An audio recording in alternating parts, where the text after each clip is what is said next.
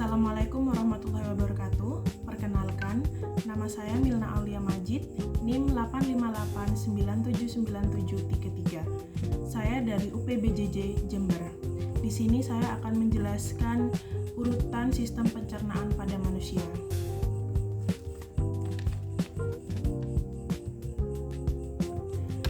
Sistem pencernaan manusia adalah serangkaian organ yang bekerja sama secara terintegrasi untuk mengubah makanan menjadi energi dan nutrisi yang dibutuhkan oleh tubuh, dimulai dari mulut dan berakhir di anus, yang melibatkan proses mekanis serta kimiawi.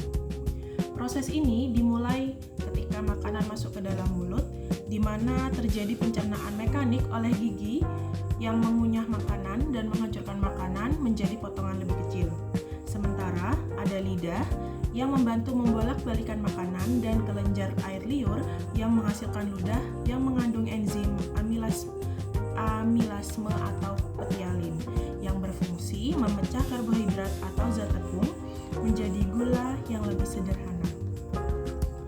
Lalu setelah makanan dihaluskan, lidah akan mendorong bolus atau makanan yang sudah dikunyah ke arah tenggorokan dan masuk ke kerongkongan atau esofagus, sebuah saluran sepanjang kurang lebih 20 hingga 25 cm yang menghubungkan antara mulut dengan lambung.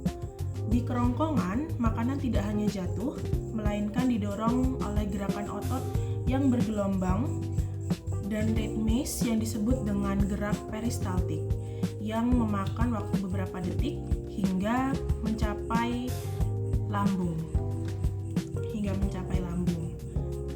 Sesampainya di lambung, yang merupakan kantung otot elastis, makanan yang ditampung dan bercampur dengan getah lambung mencakup asam klorida yang berfungsi untuk membunuh kuman pada makanan serta mengaktifkan enzim, serta enzim pepsin yang bertugas memecah protein menjadi pepton, dan ada enzim renin untuk mengendapkan protein susu. Lambung melakukan gerakan mengaduk dan meremas yang kuat mengubah makanan yang halus menjadi semacam bubur yang halus yang disebut dengan kim. Selama beberapa jam sebelum dilepaskan secara bertahap melalui sphincter pylorus menuju ke usus halus yang berwarna orange. Nah, di usus halus ini adalah tempat terpanjang dalam sistem pencernaan karena panjangnya sekitar 6 sampai dengan 7 meter, yang terdiri dari usus 12 jari, usus kosong, dan usus penyerapan.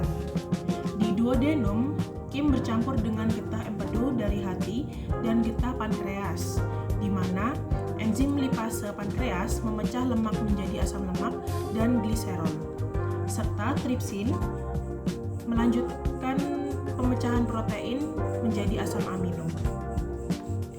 Hati menghasilkan cairan empedu yang disimpan di kantong empedu yang berfungsi untuk mengemulasi lemak, menjadikannya butiran halus yang mudah dicerna.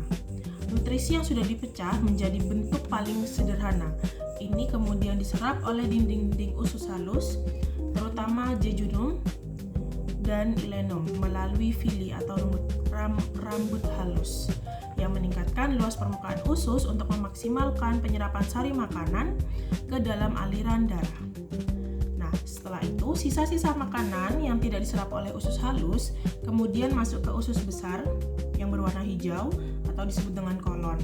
Fungsi utamanya usus besar ini adalah menyerap air dan elektrolit dari sisa-sisa makanan tersebut, yang menyebabkan sisa makanan menjadi lebih padat.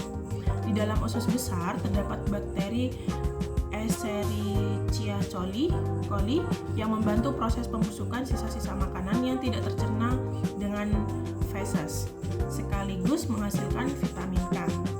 Feses kemudian didorong menuju rektum yang berfungsi sebagai penyimpanan penyimpanan sementara feses. Ketika rektum sudah penuh, saraf akan mengirimkan sinyal ke otak yang menimbulkan dorongan untuk membuang air besar. Dan akhirnya feses dikeluarkan dari tubuh melalui anus yang diatur oleh dua sphincter anal atau internal dan eksternal sebagai bagian akhir dari saluran pencernaan. Sekian penjelasan penjelasan dari saya. Mohon maaf bila ada salah kata. Terima kasih. Wassalamualaikum warahmatullahi wabarakatuh.